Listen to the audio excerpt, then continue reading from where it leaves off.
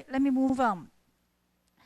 I think the monster's need of companion in the context of the whole story is a human need, because it parallels it is a parallel to many other characters' need for human companions, or the other characters concerned with the other friends. For instance, Walton, he is very happy when he sees Victor. And before that, he keeps writing to his sister Margaret, telling her that he needs a friend. Okay, and then Felix, his love for Sophie, and Elizabeth, her love for Frankenstein.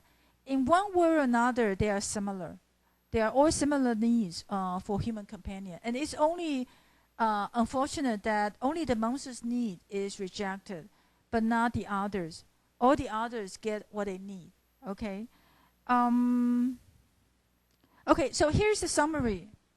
Yes. Here's the summary of the sequence of rejection that the monster suffers from. In the beginning, when the villager sees him, they beat him. Okay. But then he turns around to observe the Lacey family. He doesn't reject human society completely. He turns around to learn from the Lacey, okay? And then after the Lacey's rejection, okay, he is angry. He declares wars. Let's take a look at some passages on page 136. This back and forth, I think, is as interesting as the tug of war we see in Pygmalion. No. Like, remember, in Pygmalion, we see a lot of debate between Higgins and Eliza. Okay, and in this novel, we see a lot of switches in between different positions, of the monster and also of Frankenstein. I think all of them deserve a lot of analysis, for us to understand what human nature is, okay, or what human natures are, okay. Okay, so on page 136, after building, this is when he overhears. Yes, when he overhears the fact that Felix is going to leave. Let me see. Oh no, it's before. It's when he's driven away by Felix. On page 136, the first paragraph, the third line. I gave vent to my anguish in fearful howlings. I was like a wild beast that had broken the toys, destroying the object that obstructs me. So here he becomes destructive, but the object of his destruction is just the objects around him, but not human beings. And this is the first stage. And then, very interestingly, he receives influences by nature. I think as we go through the passages here, you should always think about how you would have done it if you were in a similar situation. For instance, if you feel rejected by the whole class or by friends in your club, etc., how you would have done it, how you would try to regain the peace of mind, etc. So let's take a look at how the monster does it. The second to last paragraph. The sun rose. I heard the voices of men and knew that it was impossible to return to my retreat during that day. Okay, the next paragraph. The pleasant sunshine and the pure air of day restored to me to some degree of tranquility. And when I considered what had passed at the cottage, I could not help believing that I had been too hasty in my conclusion. I had recently acted imprudently. It was apparent that my conversation had interested the father in my behalf, and I was a fool in having exposed my person to the horror of his children. Okay, so this again shows how the monster is willing to leave space for more observation, for more interactions, and allow them room for the impulsive actions.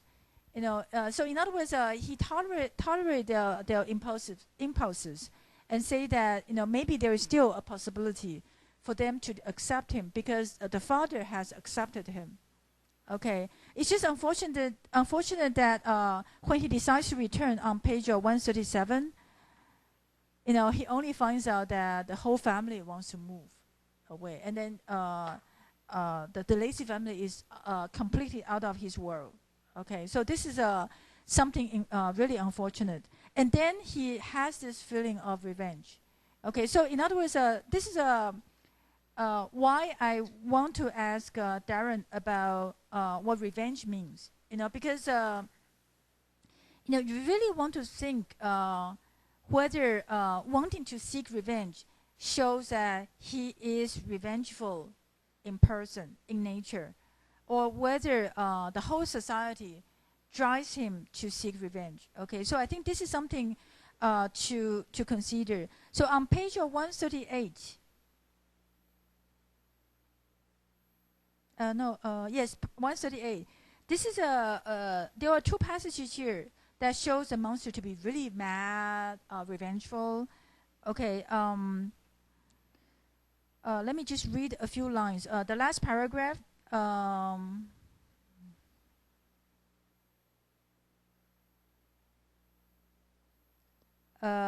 Line 5. I lighted a dry branch of a tree and danced with fury around the devoted cottage, my eyes still fixed on the western horizon, the edge of which the moon nearly touched. As part of its orb was at length hit, I waved my brand. It sunk with a loud scream. I fired the straw and the heath and bushes, which I collected. Okay, so here the monster is in a kind of frenzy, screaming, dancing, and throwing the branches around. Okay, so at this point, we could almost think that he's completely mad, but it is the thought of the Creator that brings him back, that gives him another hope of finding his own space and finding his own companion. So the very next, the two paragraphs down on page 139, this is where he said that, at length the thought of you crossed my mind. I learned from your papers that you were my father, my Creator, and to whom could I apply with more fitness than to him who had given my life, blah, blah, blah. Okay, so this is, again, another turning around of the monster, how he tries to stay human. He goes beyond the bounds at one point of madness, but then he comes back, trying to get his Creator to help him. Okay, and then on page 140, on his way to try to find the Creator, again we see how he receives a kind of comfort from nature. On page 140, the first complete paragraph.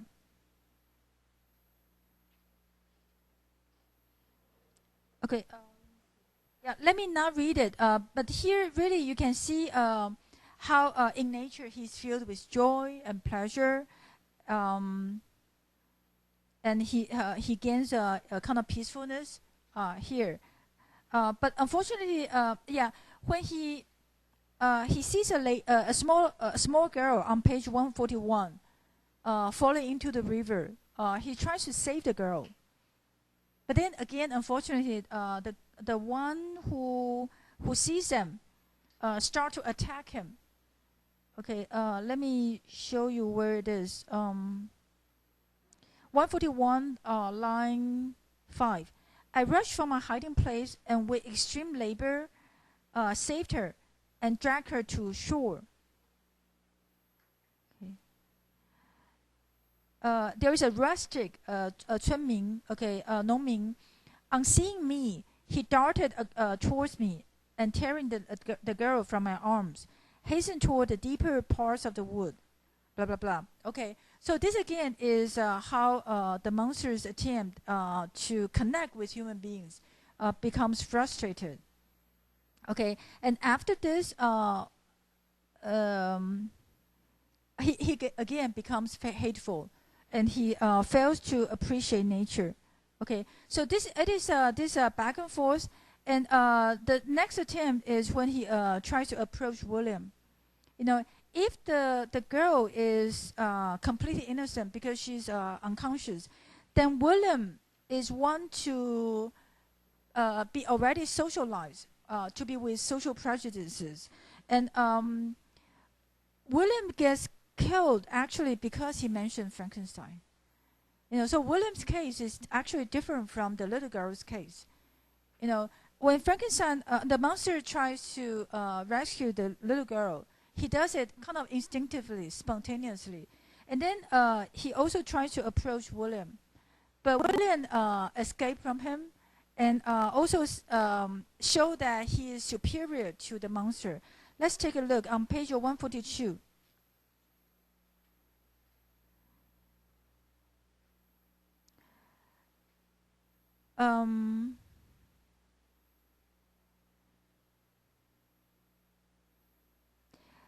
We should start the third complete paragraph. Suddenly, I gazed on him, and an idea seized me that this little creature was unprejudiced and had lived too short a time to have imbibed horror of deformity. So he wants to approach William, but then unfortunately, William is socialized. A few paragraphs down, he struggled violently. "Let me go," he cried. "Monster, ugly wretch, you wish to eat me and tear me to pieces." This is all from fairy tales, right? "You are an ogre. Let me go, or I'll tell my papa." Let me skip one. The monster's response: "Hideous monster, let me go. My papa is a syndic. He is Mr. Monster. He will punish you." Okay. So in other words, here William uses social status, you know, to try to gain power, to try to reject the monster. But then, unfortunately, you know, the mentioning of the name monster, the mentioning of the name Frankenstein, okay, drives the monster crazy, and that's when the monster becomes revengeful, and then he does the first murderous act of killing William. Okay, and also I guess in what follows is really the most unfortunate part, and that is he wants to put the blame on the thing he cannot get, and because when he sees Justine, he thinks that, oh, this is a beautiful woman, this is a kind of motherly figure I've always wanted, but I don't get it, and that's why I want to punish you. I want to punish the object which I don't have. I guess this is a common logic, you know, for people who want to kill their lover when they fall out of love. Okay, so you know, if we want to say that the monster is crazy, cruel, I think it's true. But then, you know, the same kind of logic can be followed by a lot of other people who try to kill the lovers who don't love them anymore. Let's take a look at how he said it on page 144.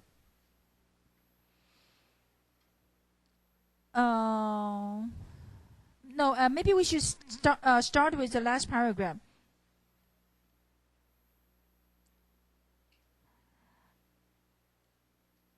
The thought was madness.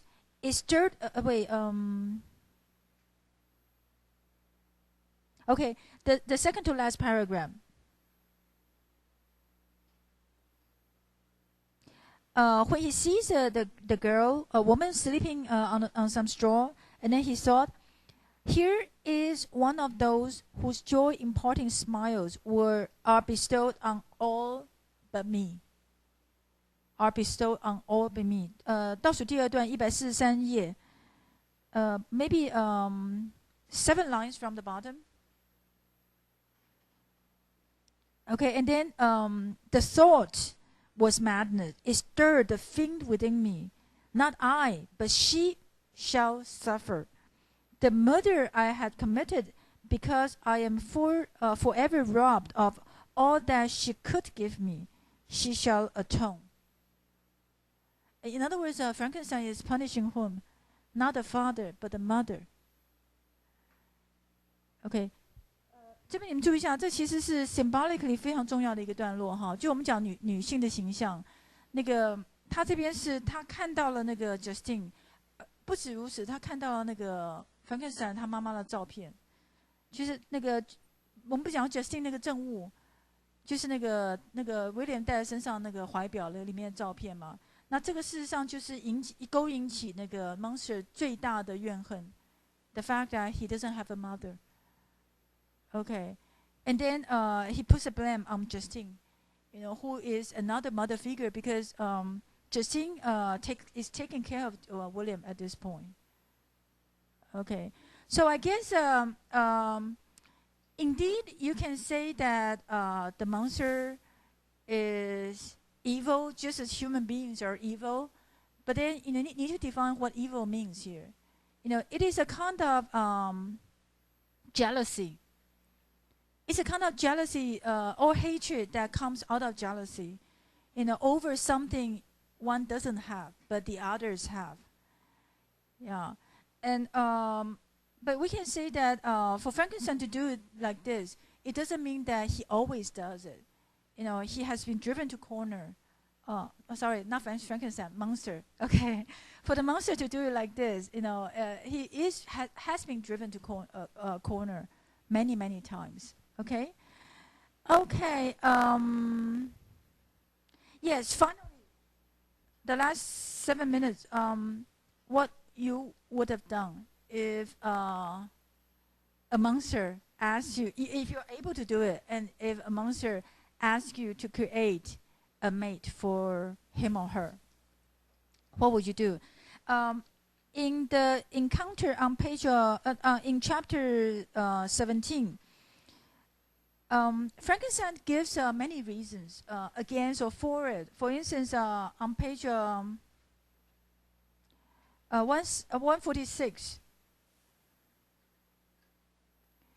he said that since you need human company so much, are you sure that you can leave human society forever? With just this human mate, this monstrous mate. Let me read it. The second to last paragraph. You propose, reply I, to fly from the habitations of man, to dwell in those wilds, blah, blah, blah. How can you, who long for the love and sympathy of man, persevere in this exile? You will return, and again seek their kindness, and you will meet with their detestation. Your evil passion will be renewed, blah, blah, blah. Okay. Later on, I will provide you with some film versions. You know that the first classical ones, the first one is Mary Shelley's Frankenstein, and then The Bride of Frankenstein. Okay, and then later we have other film adaptations of Frankenstein and The Bride of Frankenstein. I guess, this whole idea of the monsters wanting a mate is just too amazing for all the artists. So a lot of people get to try to adapt, want to use a plot to revise and to recreate the whole idea. So this is one reason for Frankenstein to reject the monster's request. But then, on the other hand,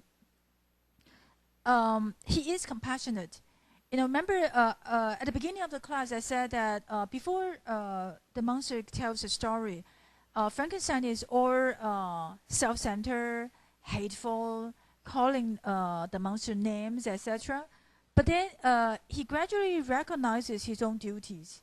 Okay, and he's willing to listen, and he's even more sympathetic after he hears the story. And here on page 147, the first complete paragraph, his word has a strange effect on me. I compassion him, sometimes feel a wish to console him. Okay, but then Frankenstein turns around and said that, but when I looked upon him, I saw the filthy mass that move and talk, and my heart sicken, blah, blah, blah. Okay. I guess it's hard for me. Maybe you can think about it for yourself. It's hard for me to resent a human being so much just because of the appearance. You know, in our society, maybe sometimes we cannot bear to see it. You know, like those are seriously injured by fire or deformed because of some birth defect, etc. You know, sometimes we feel too bad for them, so we cannot look at them straight in their eyes, etc. But for me, it's hard to see them as evil, or it's hard for me to feel sick about them. Okay, but yeah, you can think about it yourself. You know, sometimes maybe we do reject people because of their appearance. Yeah. Okay, so yes, this is the two responses by Frankenstein, and but then the monster tries to persuade him and say that, you know, my vices are really the result of my solitude. This is 147, the second to last paragraph. I have no ties and no affection. Hatred and vice must be my portion. The love of another will destroy the cause of my crime, and I shall become a thing of whose existence everyone will be ignorant. My vices are the children of a forced solitude that I abhor, and my virtue will necessarily arise when I live in communion with an equal. Okay, so here I think the monster is all very persuasive. So that gets Frankenstein to debate between himself, and until on page 148, finally he decides that this is the kind of justice the monster deserves. The first incomplete paragraph. After a long pause of reflection, I concluded that the justice due both to him and my fellow creatures demanded of me that I could comply with this request. Okay, and that's why they strike a deal, and then the monster said, "Oh, if you don't do it, then I'll do blah blah blah blah blah." And then Frankenstein goes on a journey to England to get some further knowledge and information about creating a female monster, etc. Okay, so yeah, let me just ask two of you, you know, what you would have done if there is such a monster who asked you to create a companion for him or her. Okay, Eleanor. And yes, Eleanor on the one side and Jennifer on the other side. So what would you do, Eleanor? Oh, sorry.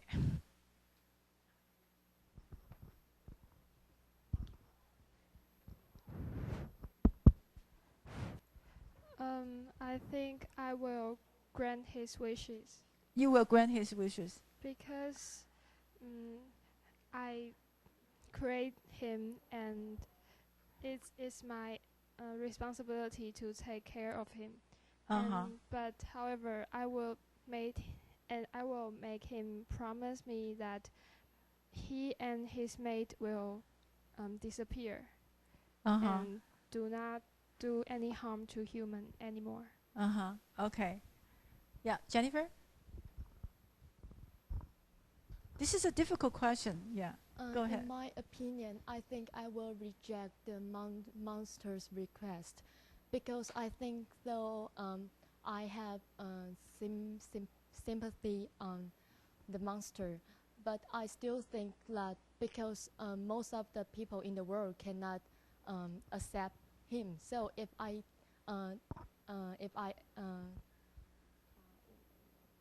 give him a mate, create a mate for him. yes, if I create a mate for him, I think I will make another tragedy in this world. Oh, no, what about this tragedy? What about this monster? If you reject his request, then what will you do instead? I will still take care of him, but I won't make another one.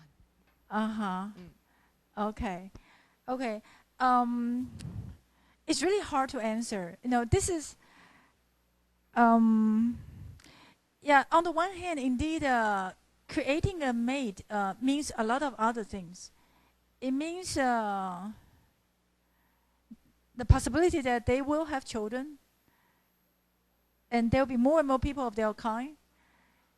Yeah, and I guess if I were Frankenstein, I would live with him and observe what the monster, how he behaves.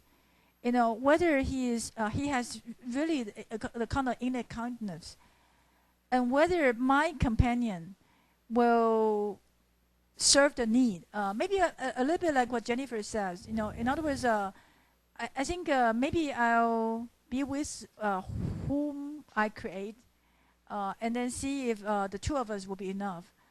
And then later, if